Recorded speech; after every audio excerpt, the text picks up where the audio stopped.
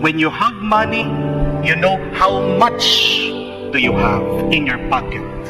But with time, we do not know how much time is left with us.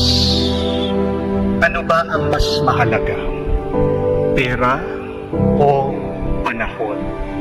Mahalaga ang pera, pero kung wala kang panahon, walang halaga ito. Ang pera pwede mo pagpaguran, pero ang panahon, kahit anong gawin mo, hindi mo mapipigilan ang pagtakbo ng panahon. Lahat tayo may nakatakdang panahon sa pag-alis natin dito. Kaya nga yung mga iba, may takot sa kamatayan. Yung mga iba, nanginginig. Yung mga iba, nag-aalala. Baka daw bukas mamamatay na sila. Totoo yun.